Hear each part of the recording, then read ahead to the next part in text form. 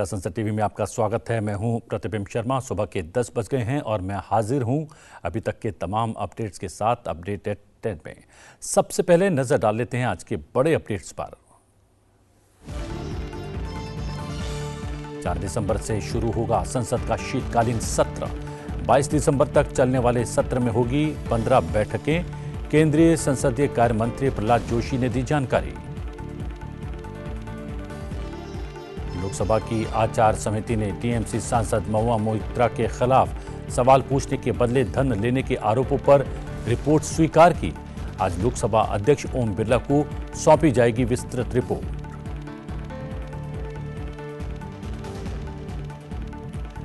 Qatar में भारत के 8 पूर्व सैनिकों को मौत की सजा का मामला, भारत ने दायर की अपील। विदेश मंत्रालय कतर के अधिकारियों और पूर्व सैनिकों के परिवारों के संपर्क में। दिल्ली एनसीआर को बारिश के बाद मिली राहत की सांस। कई क्षेत्रों में 400 पर आया AQI। अगले कुछ दिनों तक हल्की बारिश रहने की उम्मीद। बाजारों में आज धनतेरस की धूम। 8वां राष्ट्रीय आयुर्वेद दिवस भी आज। वन हेल्थ के लिए आयुर्वेद की थीम पर आयोजित होगा इस साल का आयुर्वेद दिवस। कतर में भारत के 8 पूर्व सैनिकों को मौत की सजा सुनाए जाने के मामले में भारत सरकार एक्शन में आ गई है। विदेश मंत्रालय के प्रवक्ता अरिंदम बागची ने जानकारी देते हुए बताया कि इस संवेदनशील मामले में भारत की ओर से अपील दायर कर दी गई है और भारतीय अफसर कतर में अधिकारियों से संपर्क में हैं। विदेश मंत्रालय ने प्रेस ब्रीफिंग में बताया कि जजमेंट गोपनीय है, ये लीगल टीम के साथ साझा कर लिया गया है। साथ ही भारत ने अपील भी दाखिल कर दी है। हम कतर के अधिकारियों के साथ लगातार संपर्क में हैं और उनके परिवारों के साथ, यानी कि जो नौसैनिक जेल में बंद हैं उनके परिवार वालों के साथ भी संपर्क में हैं। विदेश मंत्री ने भी उनके साथ मुलाकात की है। 7 नवंबर को काउंसलर एक्सिस मिल गया है और उन 8 भारतीयों से लगातार मुलाकात की जा रही है। ये मामला बहुत ही संवेदनशील है, इस पर ज्यादा कयास नहीं लगाए जाने चाहिए। दरअसल कतर की अदालत ने जिन 8 भारतीयों को मौत की सजा सुनाई है वो सभी भारतीय नौसेना के पूर्व अधिकारी रह चुके हैं। ये 8 नौसेना के पूर्व अधिकारी पिछले साल यानी कि अगस्त 2022 से ही कतर की जेल में बंद हैं। हालांकि उनका क्या गुनाह है अब तक ये साफ नहीं हो पाया है, क्योंकि उनके खिलाफ आरोपों को कतर के अधिकारियों ने सार्वजनिक नहीं किया है। 8 भारतीय निजी company Dehra global technologies and consultancy services के लिए काम कर रहे थे। कतर में भारत के राजदूत ने इसी साल 1 अक्टूबर को जेल में इन सभी से मुलाकात की थी। संसद का शीतकालीन सत्र 4 दिसंबर से 22 दिसंबर तक चलने वाला है। इस सत्र में 15 बैठकें होंगी। संसदीय कार्य मंत्री प्रहलाद जोशी ने सोशल मीडिया पोस्ट के माध्यम से ये जानकारी साझा की है। उन्होंने बताया कि अमृतकाल के बीच सरकार सत्र के दौरान विधायी कामकाज और अन्य विषयों पर चर्चा करेगी। इससे पहले सितंबर में संसद का विशेष सत्र आयोजित किया गया था, जिसमें ऐतिहासिक महिला आरक्षण विधेयक पारित किया गया था। लोकसभा की आचार समिति ने गुरुवार को तृणमूल कांग्रेस सांसद महुआ मोइत्रा के खिलाफ सवाल पूछने के बदले धन लेने के आरोपों पर एक रिपोर्ट स्वीकार कर ली है। बैठक के बाद समिति के अध्यक्ष विनोद सोनकर ने कहा कि पैनल के 6 सदस्यों ने रिपोर्ट का समर्थन किया, जबकि 4 ने इसका विरोध किया है। उन्होंने ये भी कहा कि एक विस्तृत रिपोर्ट आज लोकसभा अध्यक्ष ओम बिरला को सौंपी जाएगी। इससे पहले बीजेपी सांसद निशिकांत दुबे ने आरोप लगाया था कि टीएमसी सांसद ने अडानी ग्रुप और प्रधानमंत्री नरेंद्र मोदी पर निशाना साधने के लिए एक व्यवसायी की ओर से संसद में सवाल पूछने के लिए रिश्वत दी है। हालांकि महुआ मोइत्रा ने इस आरोप का खंडन किया है। राष्ट्रपति द्रौपदी मुर्मू ने देहरादून में उत्तराखंड राज्य के स्थापना दिवस समारोह में हिस्सा लिया। इस अवसर पर राष्ट्रपति ने उत्तराखंड के लोगों को राज्य के स्थापना दिवस की शुभकामनाएं दी। उन्होंने इस बात पर प्रसन्नता जताई कि उत्तराखंड के मेहनती लोग अपनी इस नई पहचान के साथ प्रगति और विकास के नए प्रतिमान स्थापित कर रहे हैं। राष्ट्रपति ने कहा कि उत्तराखंड वीरों की भूमि रहा है। यहाँ के युवा देश की सशस्त्र सेनाओं में बड़ी संख्या में भर्ती होते हैं और भारत माता की रक्षा करने में गर्व महसूस करते हैं। नारी शक्ति बंधन अधिनियम 2023 को अनुमति प्रदान करते समय मुझे विशेष प्रसन्नता हुई थी, क्योंकि अधिनियम उत्तराखंड सहित हमारे देश की बहनों और बेटियों के लिए राष्ट्र निर्माण में उच्च स्तरीय योगदान देने हेतु मार्ग प्रस्तुत करता है। उत्तराखंड की ये भूमि वीर प्रसभा रही है। स्वाधीनता के बाद के सभी युद्धों में उत्तराखंड के वीरों ने सर्वोच्च बलिदान दिया है। मैं उन सभी वीरों को और वीर भूमि उत्तराखंड को नमन करती हूँ। राष्ट्रपति ने कहा कि उत्तराखंड में हुई बहुआयामी प्रगति से निवेशकों में उत्साह का संचार हुआ है।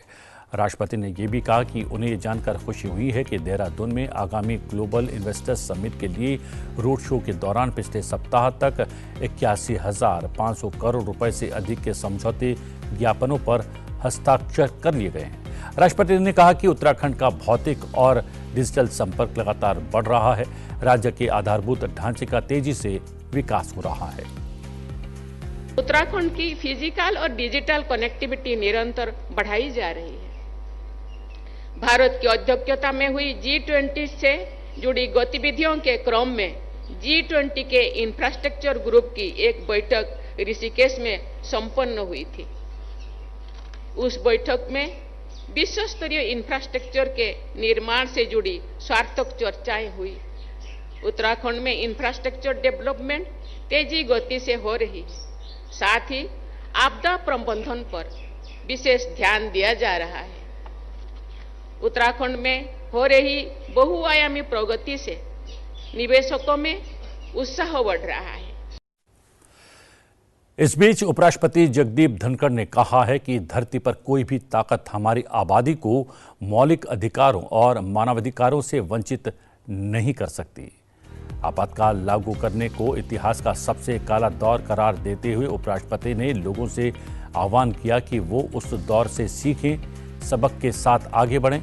उपराष्ट्रपति ने गोवा के राज्यपाल PS श्रीधरन पिल्लई की साहित्यिक गतिविधियों के स्वर्ण जयंती समारोह में हिस्सा लेते हुए ये बात कही। उन्होंने उनकी 200वीं पुस्तक वामन वृक्ष कला का विमोचन भी किया। उपराष्ट्रपति ने राज्यपाल की भूमिका को महत्वपूर्ण करार दिया। उन्होंने कहा कि राज्यपाल संविधान की रक्षा और संरक्षण करता है। Creativity does come. To sustain creativity is a very difficult art, very difficult science. Even in a river, if you stand at a particular place, men in uniform will tell me kadam tal karna padta hai, warna the sand under your feet will go and you will fall down. That he has managed to do it for so long. Credit to him. जब इन्होंने century मारी, cricket का जमाना है, we have a sports lady है, तो माननीय प्रधानमंत्री ने इनकी किताब का विमोचन किया। And what was the theme? Dark days of emergency. Coincidence? Prime Minister doing it, and his book, and Dark Days of Emergency. I have no doubt India has grown to a level that we shall never be visited by such dark days again.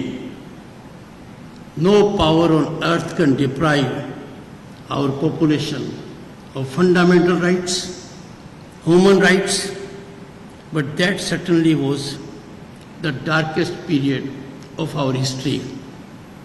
We have to move ahead and learn our lessons. उपराष्ट्रपति ने कहा कि अभी देश में अमृतकाल है। भारत अंतरिक्ष के क्षेत्र में नए कीर्तिमान हासिल कर रहा है। उन्होंने संसद में व्यवधान को राजनीतिक रणनीति के रूप में इस्तेमाल पर भी चिंता जताई।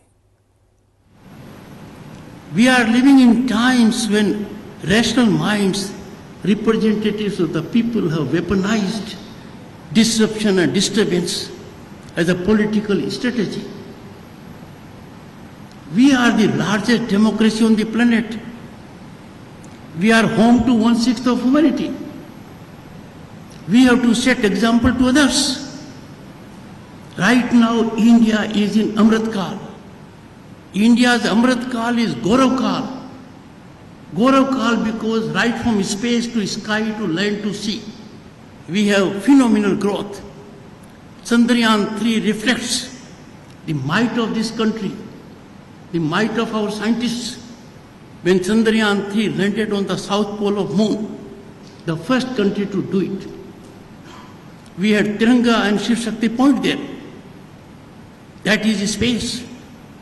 Our ISRO is doing us great honor by putting satellites of those countries that are very developed.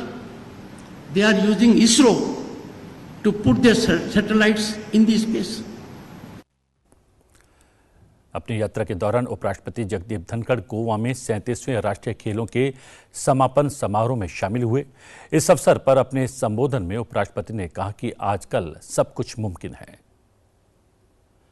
उपराष्ट्रपति ने कहा कि मुमकिन तब होता है जब राष्ट्र को मजबूत नेतृत्व मिलता है। उपराष्ट्रपति ने राष्ट्रीय खेलों के वर्तमान संस्करण में खेलों की संख्या में वृद्धि की सराहना की है। उन्होंने कहा कि पारंपरिक खेलों की शुरुआत से भारतीय संस्कृति का पुनरुत्थान हुआ है। उपराष्ट्रपति ने इन पारंपरिक खेलों को ओलंपिक मंच पर अच्छी पहचान दिलाने की उम्मीद जताई। उपराष्ट्रपति ने कहा कि गोवा का दिल इतना बड़ा है कि पूरा भारत इसमें समा गया है। फ्रेंड्स,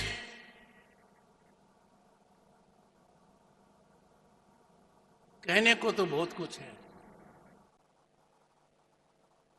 पर I am leaving my heart here today. I am so much touched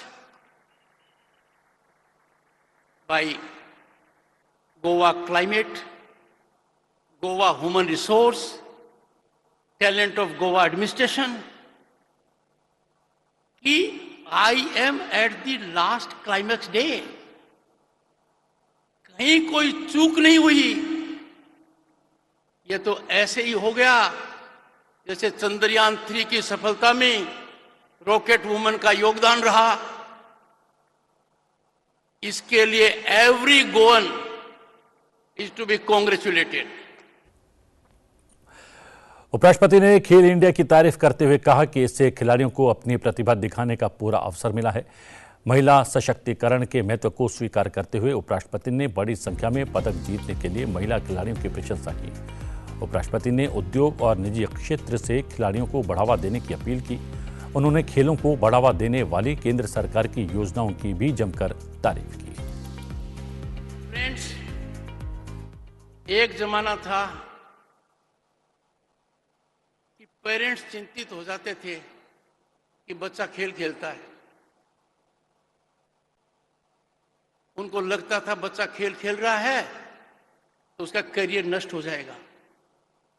Sports now has become a most important avenue of display of human genius. और इसी की वजह से जियोपॉलिटिक्स भी इंपैक्ट होती है। कई देशों के नाम हम इसलिए जानते हैं कि वहां का खिलाड़ी विश्व स्तर का है। We must therefore strive, और इसके लिए जो कुछ कदम उठाए हैं, I am very happy that the government has taken Khelo India, बहुत बड़ा कार्यक्रम है। गांव-गांव में स्टेडियम आएंगे। मेरे गांव में भी शुरुआत हुई है। स्टेडियम में बच्चे जाएंगे, ट्रैक का उपयोग करेंगे, अपनी प्रतिभा दिखाएंगे। They will be fighting fit. If India is fit, only then we can move ahead. देश के प्रसिद्ध पर्यटक स्थलों में से एक गोवा ने राज्य में पहली बार आयोजित राष्ट्रीय खेलों के आयोजन में भी अलग छाप छोड़ दी है। 26 अक्टूबर को प्रधानमंत्री नरेंद्र मोदी के औपचारिक उद्घाटन के साथ धूमधाम से शुरू हुए राष्ट्रीय खेलों का समापन भी रंगारंग कार्यक्रम के साथ हुआ। विभिन्न कलाकारों ने शानदार प्रस्तुतियां दी। अगले राष्ट्रीय खेलों का आयोजन अब उत्तराखंड में होगा। उत्तराखंड को राष्ट्रीय खेलों की मशाल सौंप दी गई है। आइए आपको दिखाते हैं 37वें राष्ट्रीय खेलों से जुड़े अविश्वसनीय क्षण जिन्होंने इस खेल उत्सव को अविस्मरणीय बना दिया।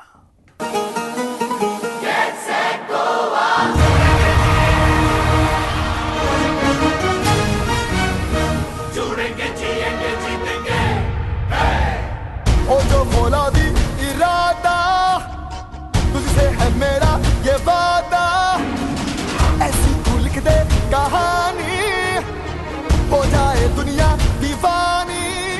तो जीतेगा तो जीतेगा तो जीतेगा जीतेगा जीतेगा। तो खेल ऐसा खेल तो खेल ऐसा खेल जैसा कोई भी खेला ना हो। तो खेल ऐसा खेल तो खेल ऐसा खेल जैसा कोई भी खेला ना हो। खेलेंगे जिम्मेदारी से हम आए हैं तैयारी से। हिम्मत ना कभी हारेंगे कुछ भी हम बाजी मारेंगे। और अब कुछ अन्य अपडेट्स। भारत द्वारा गुरुवार को नेपाल के भूकंप प्रभावितों के लिए भेजी दवाओं और अन्य राहत सामग्री की तीसरी खेप नेपाल पहुंच गई है। राहत सामग्री की ताज़ा खेप भारतीय वायुसेना के एक सैन्य माल ढुलाई विमान के द्वारा भेजी गई। राहत सामग्री की ताज़ा खेप भारतीय वायुसेना के एक अन्य सैन्य माल ढुलाई विमान के द्वारा भी भेजी गई है। जी हां, हम बता दें कि विदेश मंत्री एस जयशंकर ने रविवार को एक्स पर लिखा कि भारतीय वायुसेना की तीसरी उड़ान 12 टन राहत सामग्री लेकर नेपाल पहुंच गई। राहत सामग्री की पहली खेप रविवार को भेजी गई थी। पश्चिमी नेपाल के कई क्षेत्रों में गत शुक्रवार को आए भूकंप के कारण 150 से अधिक लोगों की जान चली गई और 250 से अधिक घायल हो गए। भूकंप से सार्वजनिक और निजी दोनों तरह के लगभग 8000 आवासों को नुकसान पहुंचा है। मालदीव ने नवनिर्वाचित राष्ट्रपति मोहम्मद मुइज़ू के शपथ ग्रहण समारोह में शामिल होने के लिए प्रधानमंत्री नरेंद्र मोदी को आमंत्रित किया है, लेकिन भारत ने अभी तक इस पर कोई निर्णय नहीं लिया है। विदेश मंत्रालय के अनुसार प्रधानमंत्री को मालदीव के राष्ट्रपति के शपथ ग्रहण समारोह का निमंत्रण मिला है, लेकिन अभी यह तय नहीं हुआ है कि भारत का आधिकारिक प्रतिनिधित्व कौन करेगा। मुइज़ू 17 नवंबर को मालदीव के राष्ट्रपति के रूप में कार्यभार संभालने वाले हैं। मुइज़ू को मुख्य रूप से चीन के समर्थन वाले नेता के रूप में जाना जाता है। भारत अमेरिका के बीच मंत्री स्तर की 5वीं 2+2 वार्ता आज नई दिल्ली में होगी। वार्ता के दौरान रक्षा और प्रौद्योगिकी मुद्दों पर प्रमुखता से चर्चा की जाएगी। अमेरिकी रक्षा मंत्री लॉयड ऑस्टिन भारत अमेरिका 2+2 मंत्री स्तरीय वार्ता के लिए गुरुवार दोपहर दिल्ली पहुंचे। रक्षा मंत्री राजनाथ सिंह और प्रमुख रक्षा अध्यक्ष जनरल अनिल चौहान ने उनका स्वागत किया।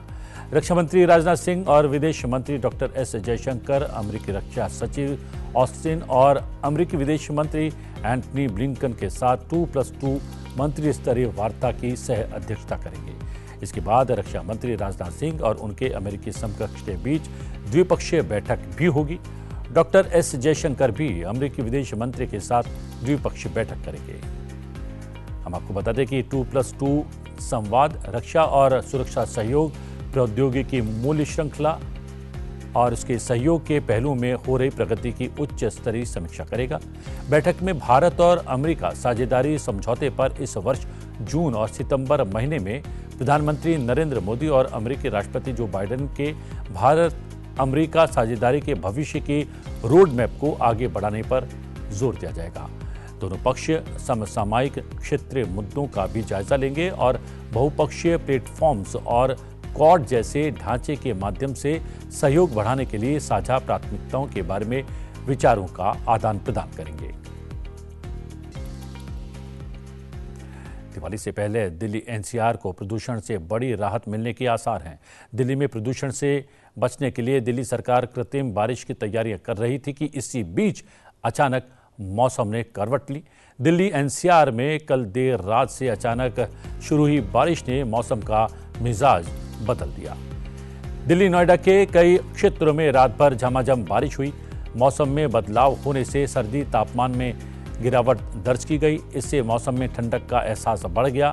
मौसम विभाग के मुताबिक दिल्ली के बवाना, कंझावला, मुंडका, जाफरपुर, नजफगढ़, नोएडा और ग्रेटर नोएडा में भी तेज बारिश हुई। कल देर रात शुरू ही बारिश का सिलसिला बीच में बूंदाबांदी में बदल गया था, मगर सवेरे के समय एक बार फिर तेज बारिश होने लगी। मौसम विभाग के अनुसार आज दिल्ली में बादल छाए रहेंगे और हल्की बारिश होने की संभावना है।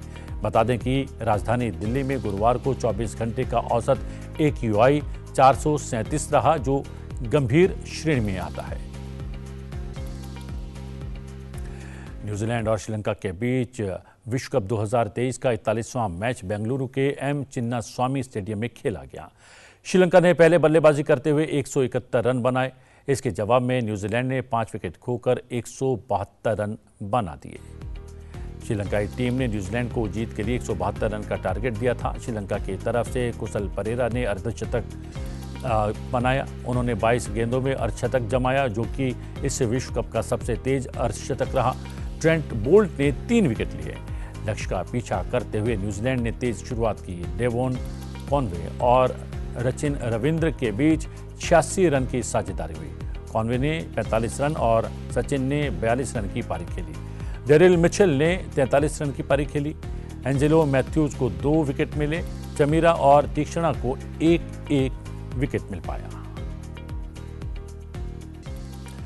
देश भर में आज धनतेरस का त्योहार मनाया जा रहा है। प्रधानमंत्री नरेंद्र मोदी, उपराष्ट्रपति जगदीप धनखड़ और लोकसभा अध्यक्ष ओम बिरला ने देशवासियों को शुभकामनाएं दी हैं। प्रधानमंत्री ने एक्स पर पोस्ट कर संदेश में लिखा कि देश के मेरे सभी परिवारजनों को आरोग्य एवं सुख समृद्धि के प्रतीक पर्व धनतेरस की बहुत बहुत बधाई। मेरी कामना है कि भगवान धनवंतरी की कृपा से आप सभी सदैव स्वस्थ, संपन्न और प्रसन्न रहें, जिससे विकसित भारत के संकल्प को नई ऊर्जा मिलती रहे। वहीं लोकसभा अध्यक्ष ओम बिरला ने समस्त देशवासियों को धनतेरस पर्व की बधाई दी है। लोकसभा अध्यक्ष ने एक्स पर अपने संदेश में कहा, मां लक्ष्मी की कृपा से ये पावन पर्व सभी के जीवन को सुख, शांति, समृद्धि और वैभव से आलोकित करता रहे, यही मेरी प्रार्थना है। त्योहारी मौसम में देश भर के बाजारों में विशेष रौनक नजर आ रही है। बाजार आकर्षक ऑफर के साथ सज धज कर तैयार हैं। लोगों ने आभूषण, 2 व्हीलर और 4 व्हीलर वाहनों, इलेक्ट्रॉनिक सामान और होम अप्लायंसेस जैसे उत्पादों की एडवांस बुकिंग करवा रखी है, जिसके आधार पर कहा जा सकता है कि आज धनतेरस पर देश भर में जमकर खरीदारी होने वाली है।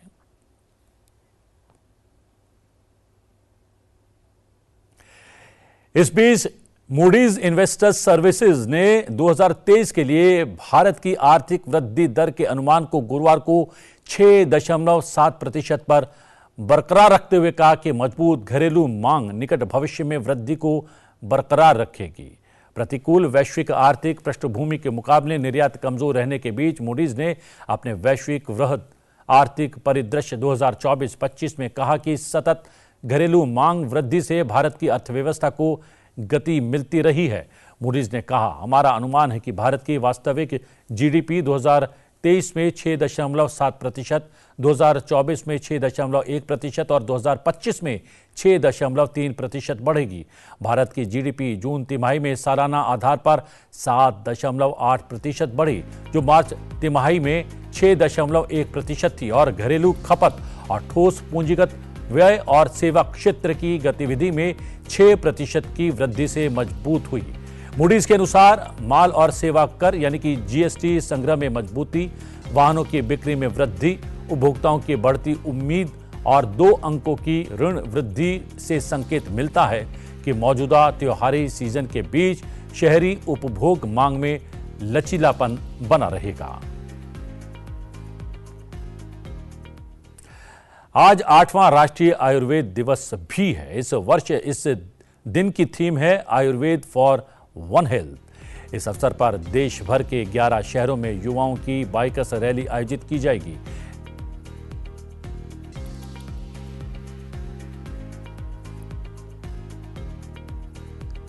जी हां, नई दिल्ली में बाइकर्स रैली में 20 दिव्यांग युवा भी हिस्सा लेंगे।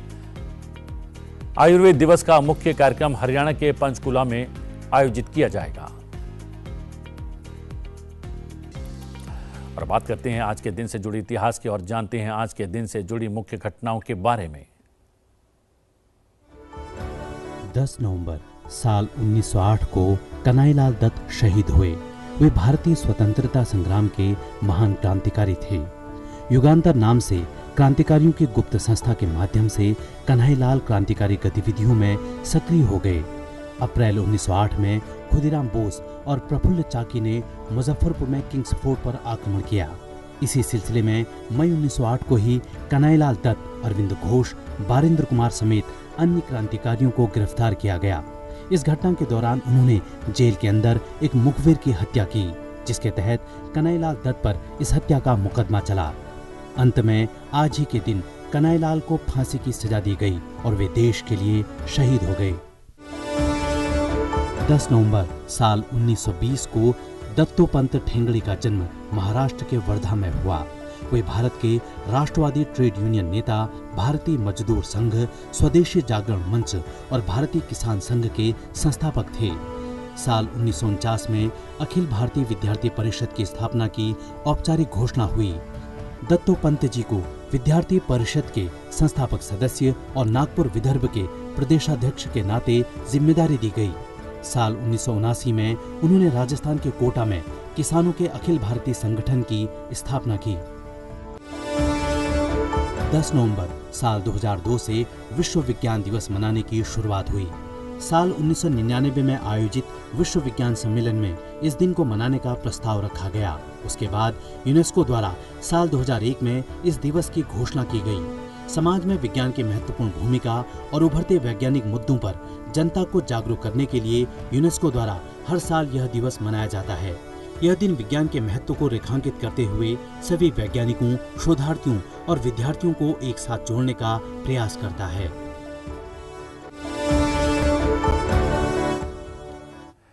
प्रधानमंत्री नरेंद्र मोदी ने त्योहारों पर खरीदारी के लिए वोकल फॉर लोकल पर जोर दिया है।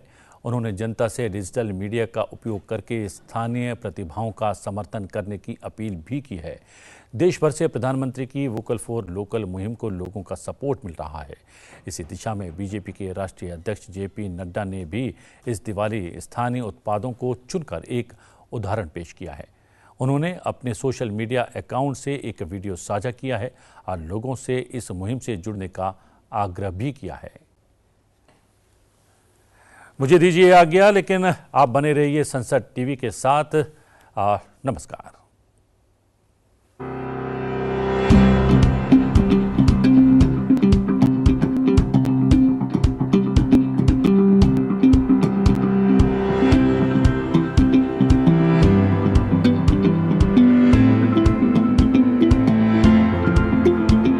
प्रधानमंत्री जी ने आत्मनिर्भर भारत बनाने का जो लक्ष्य लिया, उसमें हर दृष्टि से, नीतियों से भी और हमारे दैनिक जीवन में किस तरीके से हम आत्मनिर्भर भारत को आगे बढ़ा सकते हैं, इसके लिए बहुत से प्रयोजन प्रधानमंत्री जी ने हम किए। उसी में प्रधानमंत्री जी ने एक निवेदन सबसे रखा कि दीपावली से लेकर छठ तक जो भी हम सामग्री लेते हैं तो आग्रह है कि हम लोकल प्रोडक्ट्स लें। तब मुझे ध्यान आया, मेरे साथी रवि कांत शास्त्री जी, ये जो बिलासपुर से हैं और हमारे बहुत ही युवा काल से इनके साथ हमारी दोस्ती है, इन्होंने बहुत अच्छा काम बिलासपुर में किया। वहाँ जो वेस्ट वुड था, उस वेस्ट वुड से बहुत से प्रोडक्ट्स बनाने का काम किया और आज एक अच्छी मात्रा में गांव के बहनों को, गांव के भाइयों को जोड़कर उनको ट्रेनिंग दे करके और उनको भी रोजगार मिल रहा है और ये प्रोडक्ट्स वहाँ बनाते हैं, गांव में बनाते हैं और फिर ये प्रोडक्ट्स शिमला के मार्केट में, मनाली के मार्केट में, अन्य मार्केट्स में जाता है।